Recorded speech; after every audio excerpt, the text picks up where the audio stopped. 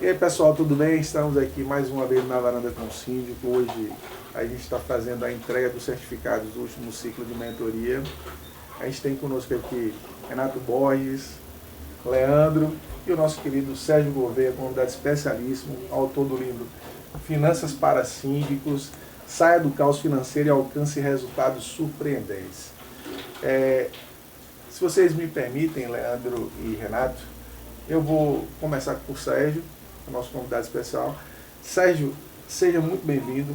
É uma grande satisfação ter você conosco aqui.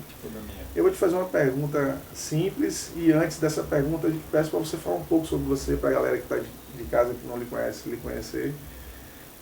E aí, já emendo com uma pergunta.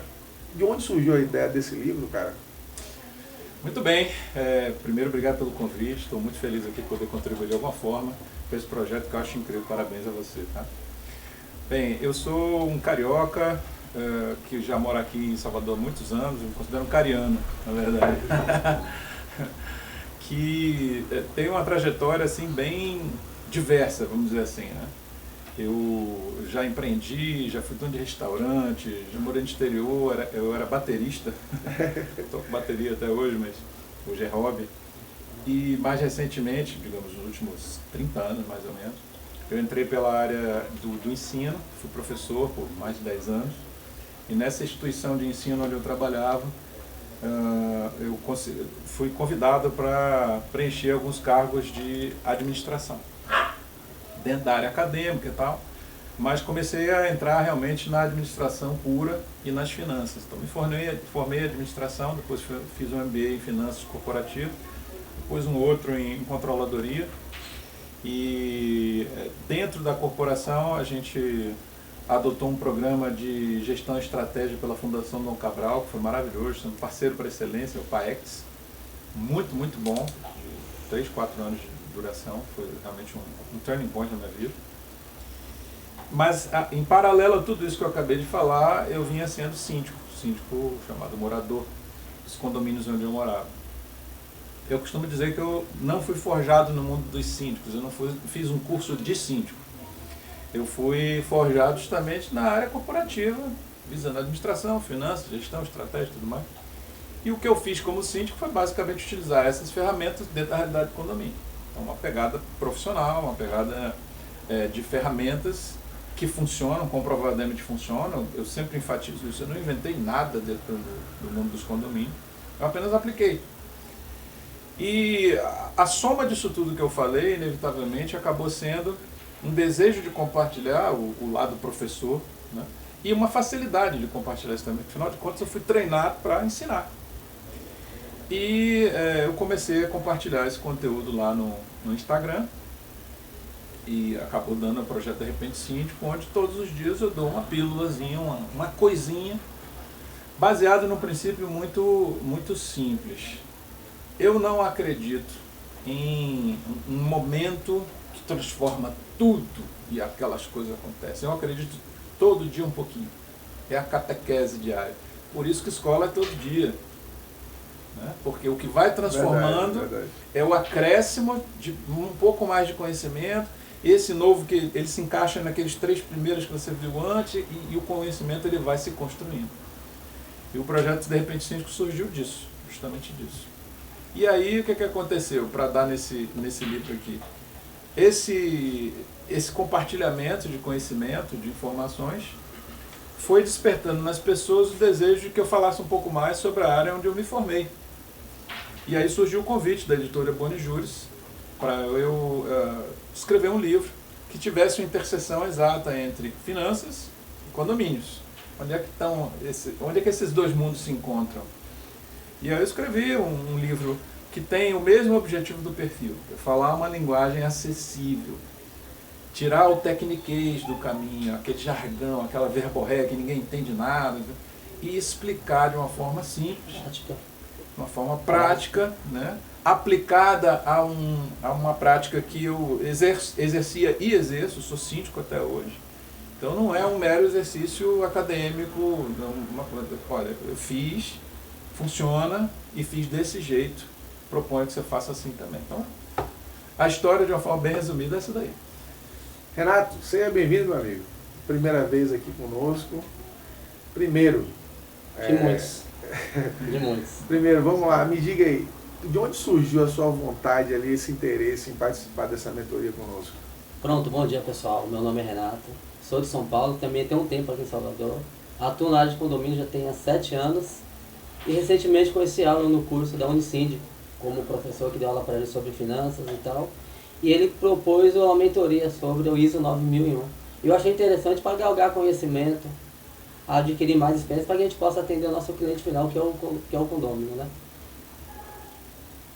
E aí, cara, a partir do momento que você teve esse contato conosco ali, você ouviu o Sérgio acabar de falar aqui conosco que ele entrou nesse mercado vindo do mundo financeiro e depois disso se tornou síndico morador, hoje está aqui, autor de livro. Qual a sua expectativa? Você tem algum desejo além do que você está falando aí? Você pretende também entrar no mundo da sindicatura profissional? Hoje pretendo. Antigamente não tinha uma visão totalmente diferente, que hoje é totalmente como porteiro, mais na área operacional de condomínio. Então eu vim buscar o conhecimento para a gente poder crescer e desenvolver um futuro até melhor para minha família e buscar até mesmo no mercado que hoje você vê que é devasado. Profissionais que não estão qualificados, como o seu meu falou, Sérgio. Você pegou o conhecimento da sindicatura praticamente na prática, na teoria, que antigamente não tinha tanto treinamento para síndico profissional na área de condomínio. Então você aprendeu na raça, né? No dia a dia, com as experiências e como profissionalismo.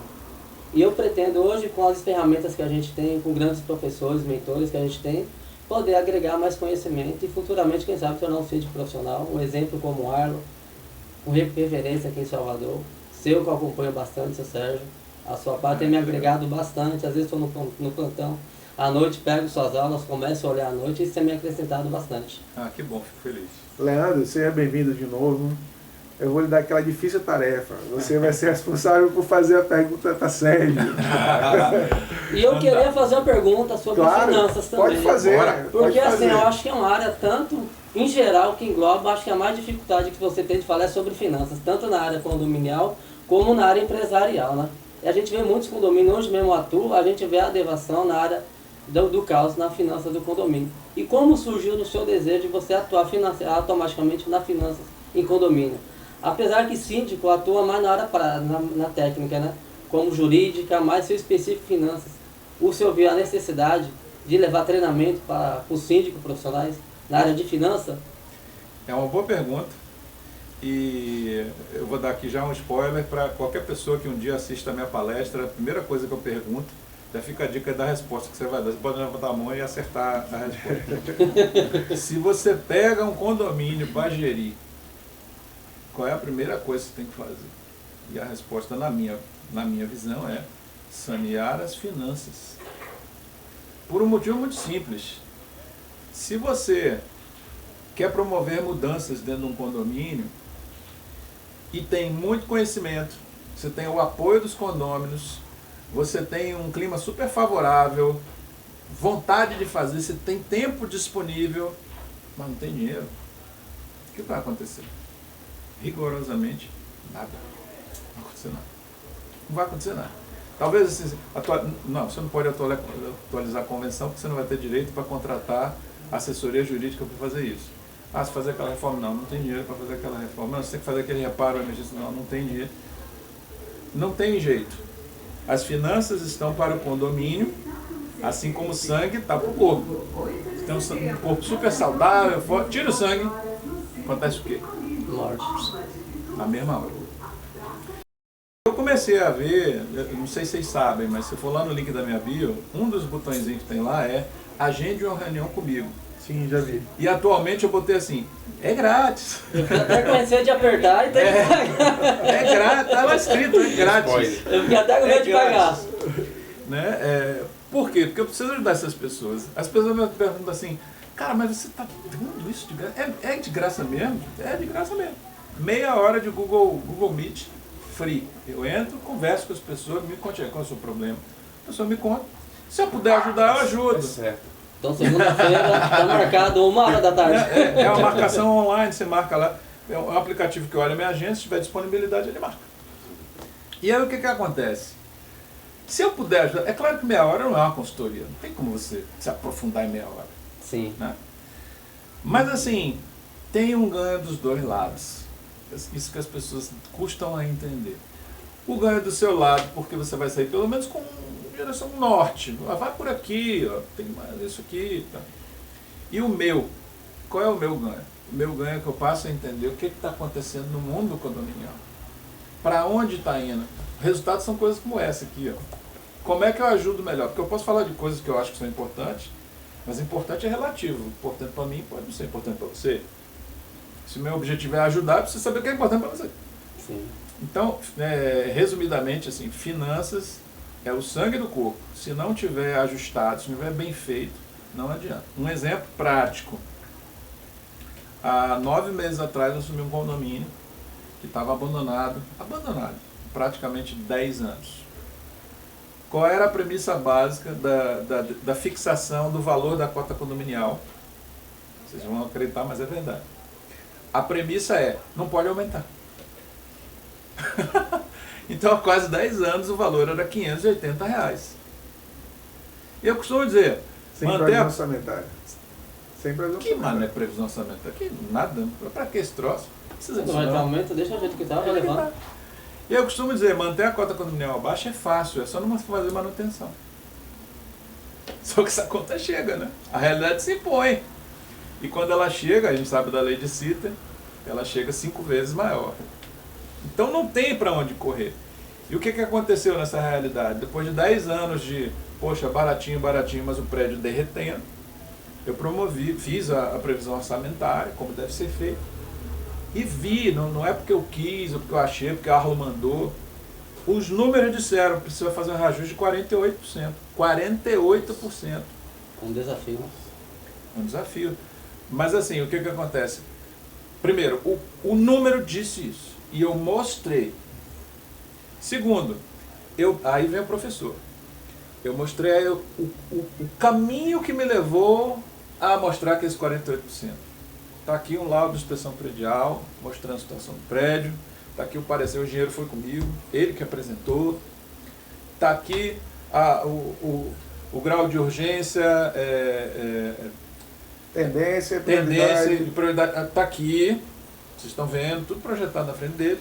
Está aqui quanto custa resolver isso tudo. Está aqui o aumento. E aí o que aconteceu foi bem interessante. Porque é claro que é aquele burburinho, é absurdo, não pode, o que você está achando, você é maluco, não sei o que.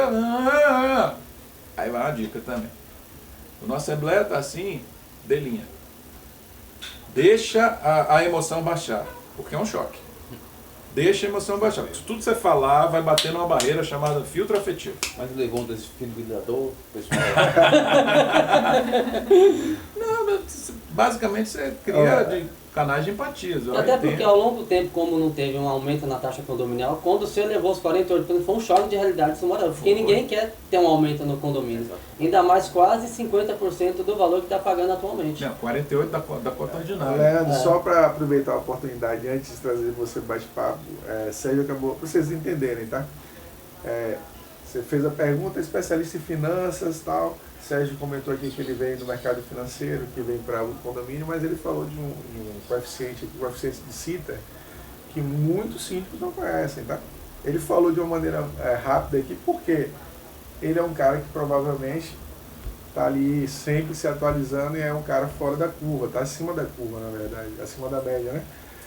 E aí quando ele fala do coeficiente de Sitter, para vocês entenderem, cada manutenção preventiva que você deixa de fazer, você, no final das contas, vai gastar 5 vezes mais com a corretiva.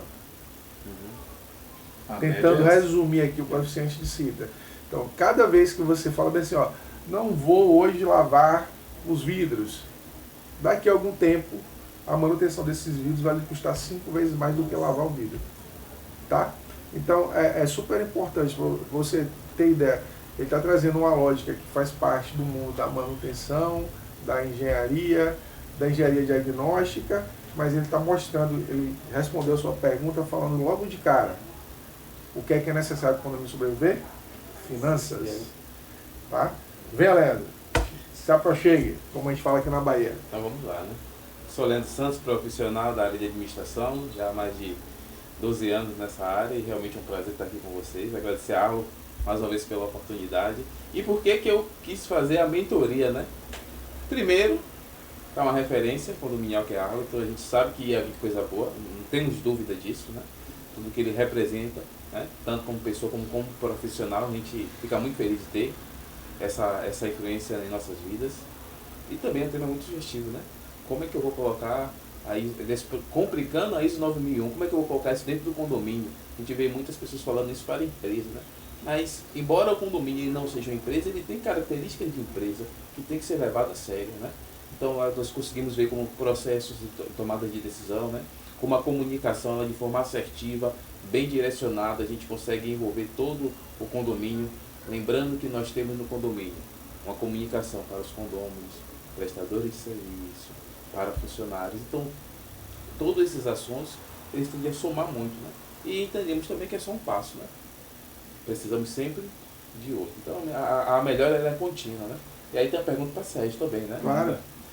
De repente, síndico, qual a ideia? Assim, quais foram as coisas que de fato você disse, não, tem que ser esse tema? Eu já até imagino, por vir tantas histórias que acontecem no condomínio, mas por quê?